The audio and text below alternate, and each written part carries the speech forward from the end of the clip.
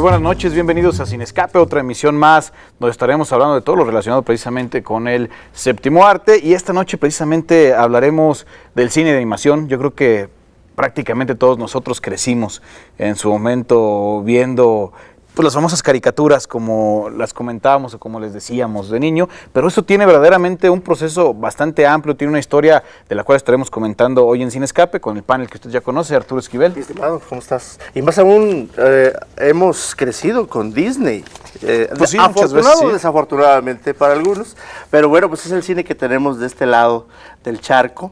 Y de alguna manera pues sí fue parte de nuestras vidas durante mucho tiempo. Es una historia muy interesante la que vamos a compartir acerca del cine de animación, y bueno, pues para eso Juan Pablo Martínez y Ricardo Moreno nos van a acompañar como siempre. Qué bueno verlos después de un ratito, ¿eh? Sí, cómo no, claro, sí, un gustazo estar aquí. Sí, un gustazo. Oyes, pero por cierto, hablar del cine de animación, pero nada más, como bien dice Arturo, de este lado del charco, porque en realidad es muy amplio. Ya le vamos a nivel mundial es muchísimo tema. Claro. Estaremos centrándonos, bueno, lo que sucedía en Occidente, mucho que comentar aún así. Pero claro que sí me gustaría empezar con un antecedente interesante sobre lo que es el mundo de la animación, si ustedes me lo permiten. Y bueno, pues, ¿quién no tiene, cuando estuvimos en la universidad, estos libros de consulta inmediata donde veíamos la historia del cine y donde veíamos a través de estas páginas de este libro de historia del cine en 3 volúmenes, donde nos platicaba precisamente que la fascinación del hombre por las imágenes en movimiento siempre ha existido. Claro. Ahí viene de inmediato la señalización, digamos, del mundo de la animación, si es que lo podemos hablar de una manera, con estas referencias rupestres, estas pinturas que se hallaron en Altamira, en España, donde hay un jabalí de 8 patas, donde muchos, más allá de pensar que era una abominación, pues resultaba que efectivamente era la mente del ser primitivo, del hombre primitivo, creando ya esta sensación de movimiento a través de estas 4 patas adicionales. Efectivamente, de hecho incluso la idea del ser humano desde qué época primitiva de tratar de captar o plasmar mediante un arte eminentemente bidimensional la idea de movimiento, pues hablaba precisamente de la inquietud que tiene el ser humano a fin de cuentas de tratar de una forma u otra capturar mediante elementos gráficos su cotidiano, ¿no? A partir de ahí de las representaciones que se generaban en las pinturas rupestres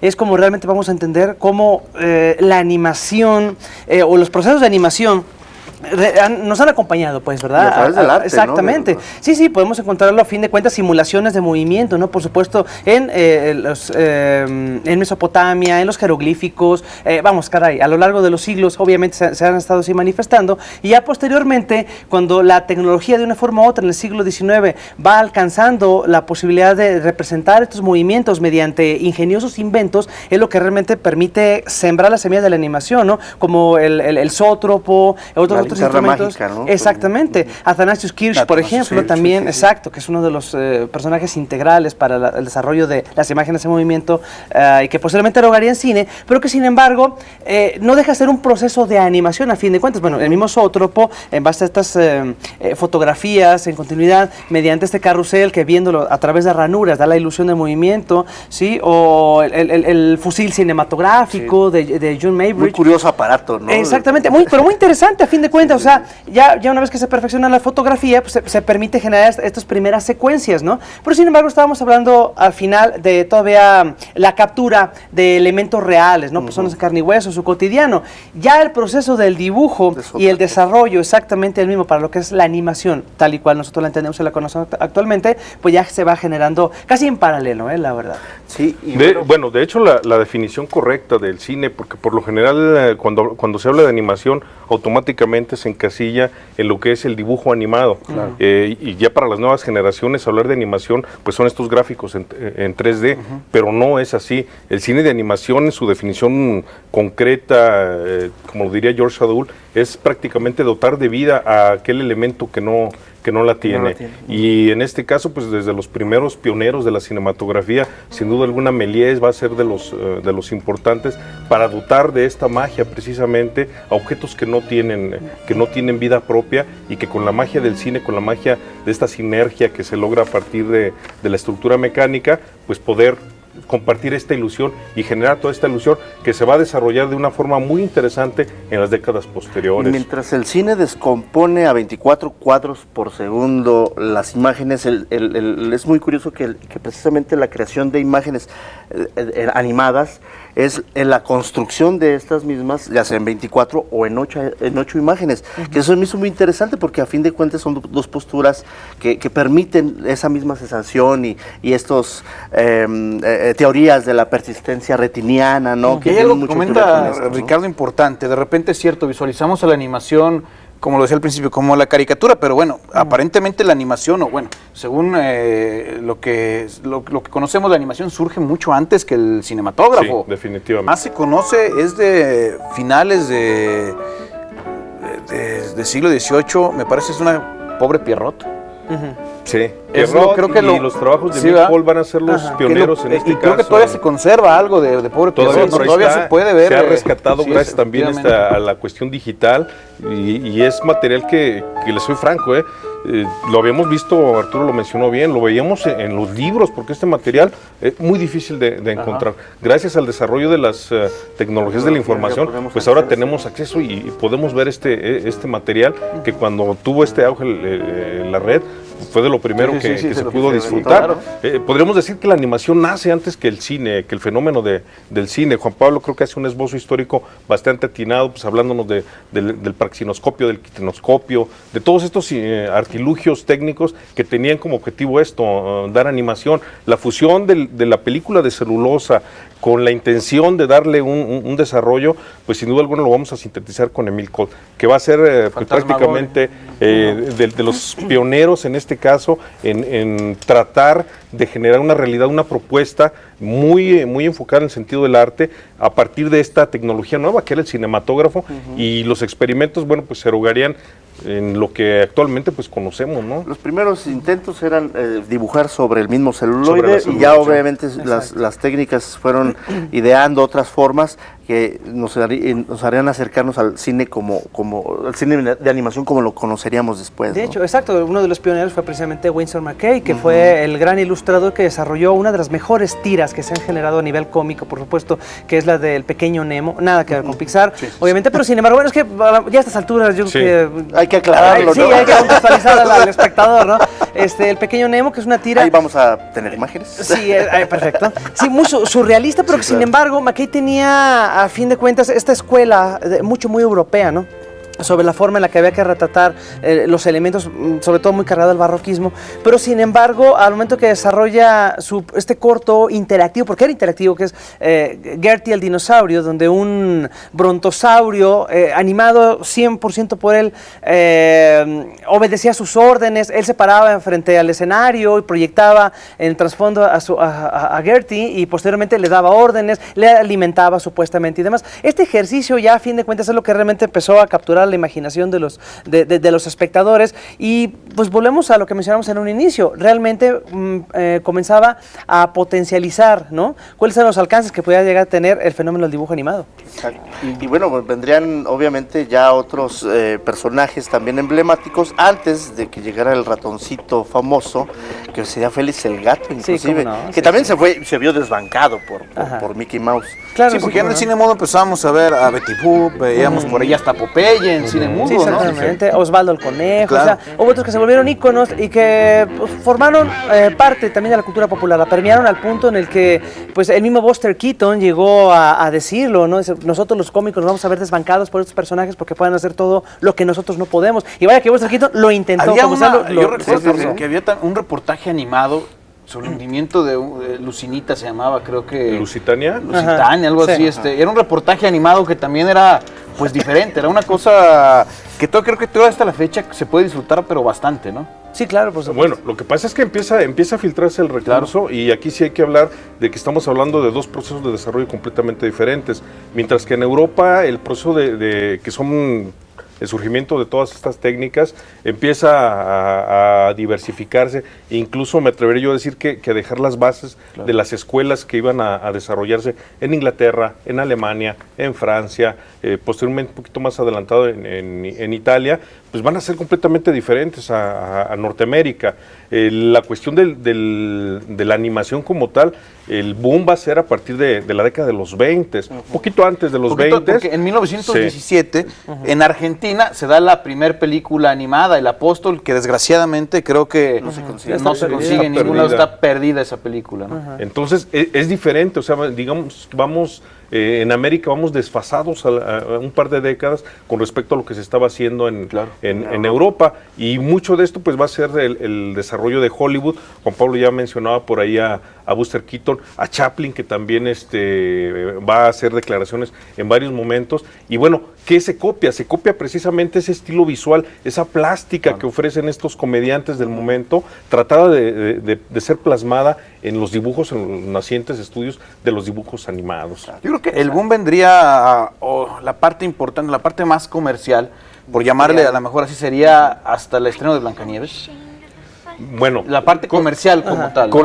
Con la cuestión de Disney hay que mencionar que el cine como tal ya tenía la incursión de sus cortos animados. Sí, claro, Tú ibas claro. al cine y Las sinfonías tontas, ¿no? Las sinfonías tontas.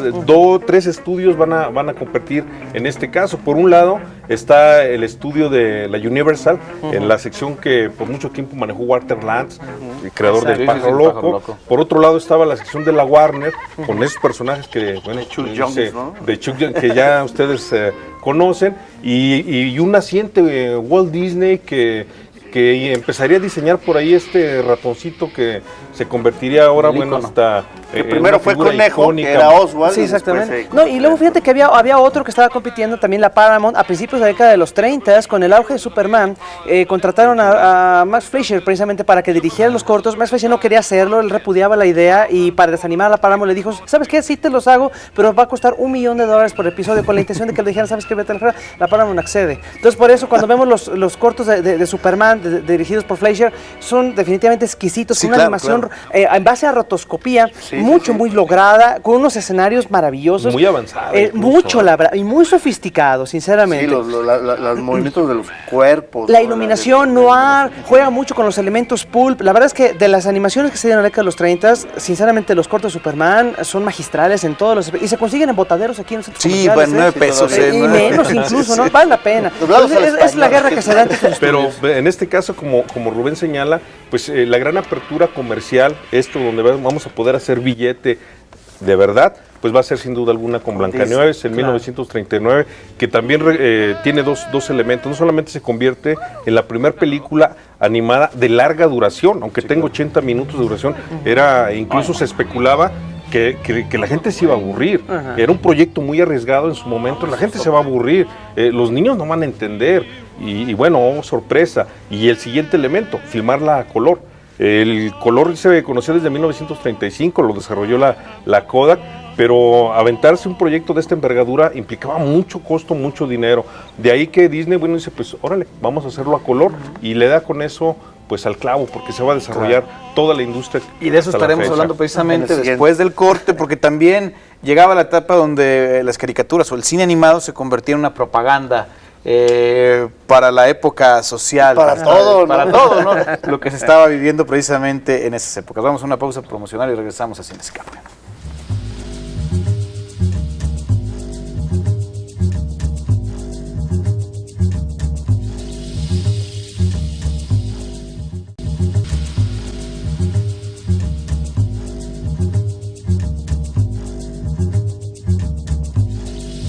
Con Blancanieves, el imperio de Disney empezaría a lograrse en muchos sentidos. En esas épocas no había todavía la categoría para la entrega de los Óscares como mejor animación, así que hay un Óscar honorífico y algunas estatuillas para también homenajear a los 7 enanitos en esa época. Así ya se las gastaba Hollywood, y bueno, pues con esto empieza a crecer. Por cierto, hay una película que se está preparando sobre la vida de Walt Disney, me parece que por ahí sale Pues Tom ha habido Hanks. proyectos. Más bien es sobre la preparación de Mary Poppins, la película que viene de Tom Hanks. Sí. Había un cartel donde veía a Ryan Gosling interpretando precisamente Bien a caracterizado. Walt Disney, pero era Falso. simplemente eso, era un cartel Sí, que hizo sí, un artista haciendo por ahí algunos bosquejos. Exactamente, pues mucho se le ha criticado a Disney, se demoniza, otros lo santifican, se ha escrito dicen que bastante está vivo sobre- en el en una criogenizado. cámara criogénica. Yo digo que sí, a fin de cuentas, pero sin embargo, nunca se le podrá negar la aportación que desarrolló a una nueva forma de narrar a través del cine mediante dibujos animados, ¿no? Realmente supo apreciar las posibilidades que tenía a nivel cromático, a nivel plástico. Uno ve Blancanieves y por mucho que se pudo uno mofar de la ya a estas alturas, por supuesto, por demás anacrónica, absurda y ridícula historia de amor, sin embargo, la hechura de los escenarios, los elementos cromáticos, hay una gran cantidad de aspectos, por supuesto, y que hay que alabarle. Pues es lo que permite que, a fin de cuentas, despunte estos elementos. A partir de ahí, los otros estudios no se van a sumar necesariamente a la carrera por el largometraje animado, pero sí le van a dar mucha batalla, sobre todo a la Warner, obviamente, como todos sabemos, por tratar de generar un grado de iconicidad y, por supuesto, también de penetración en la cultura popular. De ahí que, a estas alturas, sigue siendo la guerra Mickey Mouse contra Bugs Bunny, ¿no? Claro, por ahí también en Canadá Norman McLaren intentaba hacer por sí, ahí cómo no. algunos anuncios pues muy vanguardistas, y que Sí, todavía sí, hasta la sí. fecha se puede ver todo su trabajo. Sí, sí, efectivamente, tienes toda la razón. Es una labor que al final, insisto, permitió generar una industria que en la década de los 40s y 50s tuvo un boom impresionante. Todos los estudios tenían ya sus trabajos de animación e incluso algunos muy incipientes o bastante silvestres, pero que sin embargo, bueno, todos querían hacer animación en un momento determinado. Los estudios florecieron, las personas pagaban mucho por verlo, pero sobre todo en la década de los 40, en el fenómeno de la guerra mundial, es cuando evidentemente la animación adquiere una presencia impresionante porque los personajes animados fantásticos se suman a la propaganda política, ¿no? Que muchos recuerdan, y lo comentábamos por ahí, Bugs Bunny con un soldado chino, que ahora la caricatura está prohibida ya. Sí, claro, por cuestiones de por respeto, cuestiones de ¿no? respeto, el pato de Pero Lucas Bugs Bunny también no lo ves por ahí. respetaba nada. No, claro, ese era lo interesante. Mientras Disney se centraba específicamente a un aspecto narrativo clásico, tradicional, romántico. De los cuentos, ¿no? Exactamente, De los las hermanos adaptaciones de los textos clásicos, o simple y sencillamente ser respetuoso con la audiencia, generando nada más una animación donde los personajes, pues sí, cantaban y bailaban, pero no transgredían, no generaban mofa, ironía o sarcasmo. La Warner era todo lo contrario, ¿no? Y ver a Bugs Bunny disfrazado de mujer para seducir a Elmer, para que no lo case, mientras interpretan una ópera de Toscanini, de Wagner, perdón. Y vamos, caray, es impresionante, ¿no? O sea, al final, exactamente, entre Lucas sonándose a Hitler y estos elementos que aludían mucho a aspectos cultos, o sea, al final Sí, claro. no era única y sencillamente la idea de hacer bromas con dinamita, no era No, y nada más la- Acme, ¿sí? Sino Era la había un violencia discurso muy serio. permisible, ¿no? Bueno, Bastante. yo recuerdo mucho a Tommy Jerry, que válgame, o sea, Y que tenía, Claro, y claro. comentas era algo, tremendo tenía, lo que estaba presentando. ahí. Llegaban los 60s y los 70s tal vez en este brinco, que también es una etapa importante, ¿no? Veíamos cómo seguía creciendo Disney, por ahí se generaba aquella película que ahora está prohibidísima y que tiene muy vetada Walt Disney, pero que a mí me gustaba mucho, que era La Canción del Sur, Sí, donde veíamos por ahí al tío Remy, Remus. Remus, el tío Remus, precisamente un actor de color que era muy respetado en esos tiempos, participando con objetos como pues el hermano Rabito, el hermano Oso, el Es hermano la Zorro, combinación de que era una película de personajes reales con sí, que era, y era muy lograda, todavía la ves hasta la fecha y creo que me parece es muy lograda. ¿Por qué está prohibida la película? Precisamente porque hablaba sobre la esclavitud que se vivía en los Lo Estados que se denomina Unidos, el esclavo feliz. Exactamente. Y a estas alturas, pues obviamente ya es políticamente correcto. Spike Lee ya se hubiera dado un tiro. No, imagínate con todo lo que Exacto. el señor. Sí, no, pero surgían nombres. Ralph Bakshi. Ah, sí, como no. Mira, pero vámonos por partes, espérame. En la década de los 60 y 70 precisamente se da ese auge, pero encuentra una contraparte muy interesante en la televisión. Rápidamente, sin la incursión de William Hahn y Joseph Barbera, que obviamente viene desarrollando una gran cantidad de personajes que luego incluso dan el brinco al cine. Y por supuesto también de las primeras, de hecho es la primera serie animada que se genera tal cual para televisión, que es Rocky Bullwinkle, y posteriormente todos los elementos que de ahí paren. Los creadores, se me va el nombre de los creadores porque desarrollan otras series, como el señor Peabody, La Máquina del Tiempo, y el Rey Leonardo y todas estas Y que cosas. se pueden ver todavía ahora por algunos en- canales de caricaturas. Exactamente, y también los directores de la Warner que dieron el brinco a la televisión, como Fritz Freleng, que luego desarrolla La Pantera Rosa, Sí, claro. ahí viene Cascarrabias y demás.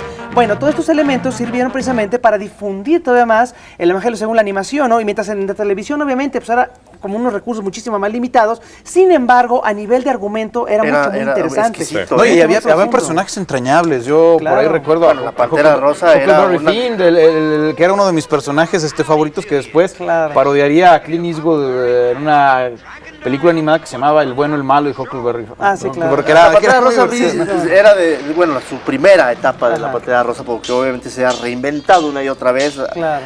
Hasta en esas primeras veces que la hicieron hablar, no era tan despreciable. Pero emular a Buster Keaton desde la perspectiva de la Pantera Rosa se me hace- claro. El Osoyogi, que La, también la empezaba a cuestión de la surgir, ¿no? bifurcación en este caso para los dos medios masivos, cine y en este caso televisión, pues va a ser determinante.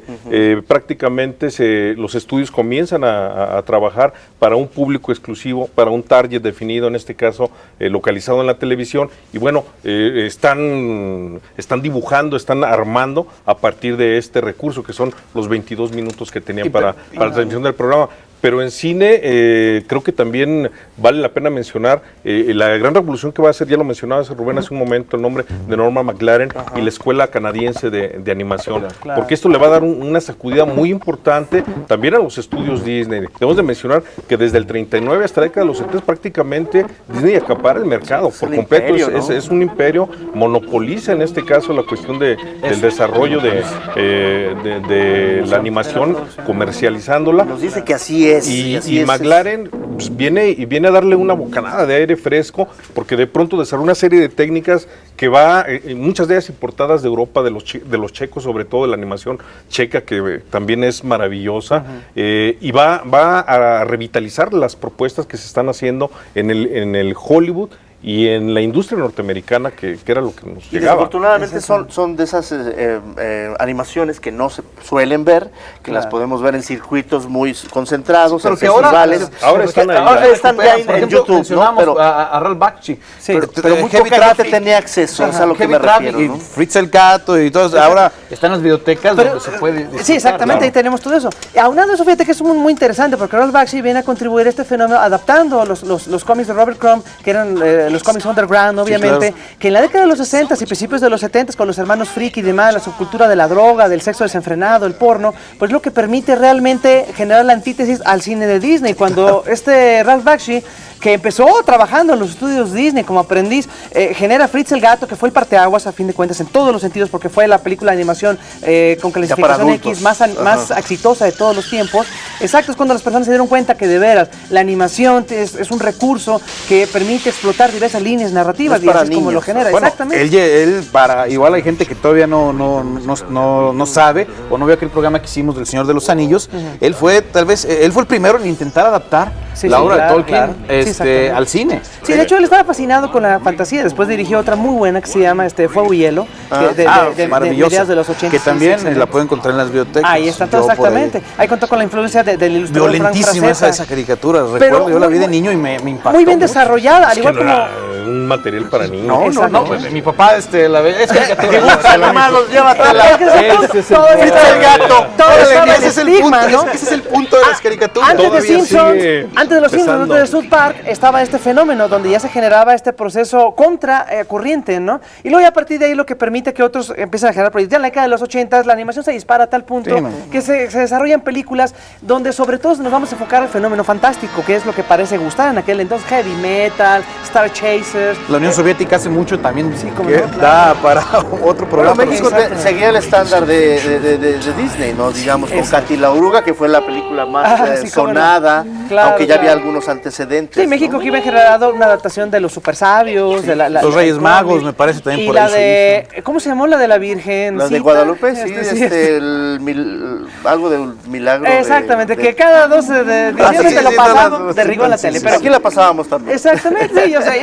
Aunque sí hay que mencionar que no era un producto netamente mexicano, ¿eh? Ajá, Sí, por lo Había mucho general. España ahí teníamos. España e incluso en algún momento, bueno, pues estudio los Hanna-Barbera, los estudios Hanna-Barbera. Estoy recordando ahorita, por ejemplo, el proyecto de Cantinflas Show. claro. Se lo Ah, desarrolló cierto, Hanna-Barbera. Y que de repente, España ya no lo mencionamos porque no era exclusivamente de lo que íbamos a hablar hoy, pero bien comentabas, el cine mexicano tiene mucho que ver con lo que en su momento hizo Segundo de Chomón allá en España, que era un animador importante, y que vemos la animación mexicana en sus inicios muy casada con lo que él hacía. Claro, sí, no, pero de hecho, fíjate, ahorita que mencionabas, exacto, Cantinflas Show, sí empezó como una producción eminentemente nacional. De hecho, incluso estaba auspiciada por Televisa, era producto de Televicine. Y ya posteriormente, ya incluso Hanna-Barbera le entró a hacer una serie animada de Cantinflas que se conocía nada más como Amigo, el personaje.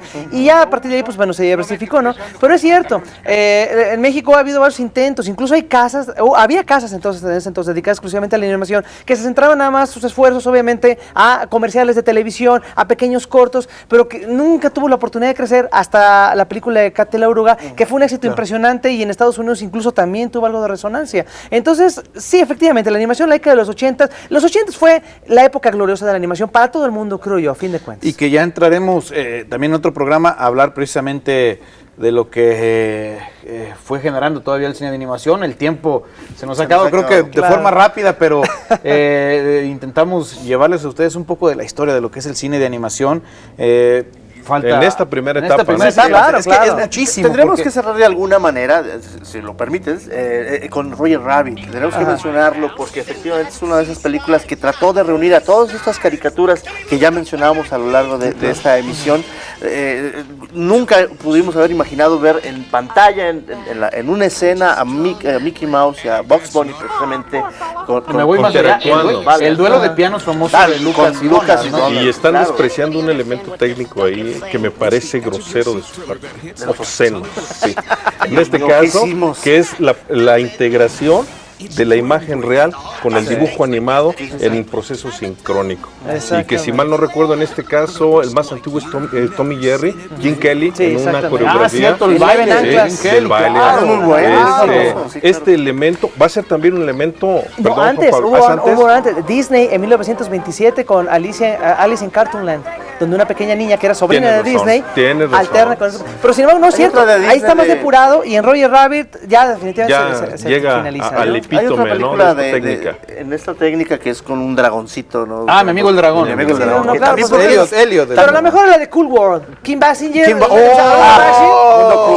Hasta la fregada esa película, pero excelente. Con esa exploración también de lado un poco sórdido que se prestan las caricaturas. Jessica Rabbit, una de estas voluptuosas. Quiero recordar las bibliotecas. Claro que sí, como no, la Biblioteca Centro Cultural Los Arquitos, a la mezquina con R de Nacosari. Todos estos títulos que hemos mencionado, por lo menos la gran mayoría, ahí lo podemos localizar. Todo Ralph Bakshi, obviamente pues todo Disney, pero mucha animación alternativa también, tanto europea como latinoamericana, asiática incluso. Ahí está, mucho anime también, hay mucho. Y por supuesto la biblioteca del Centro Cultural Casa Jesús Terán, que está en proceso de remodelación, ubicada de manera provisional en la primera planta de la Biblioteca Jaime Torres Bodet, en la calle Juárez. Encontrará usted este espacio de forma provisional. También están las puertas abiertas pues, para que se acerque y disfrute este material que ya hemos mencionado. Señores, un gustazo. No, pues igualmente. Un placer. Gracias. Don Arturo, un gustazo. Hasta la próxima. Hasta la próxima. No le cambies, siguen la señal de radio y televisión de Aguascalientes. Buenas noches.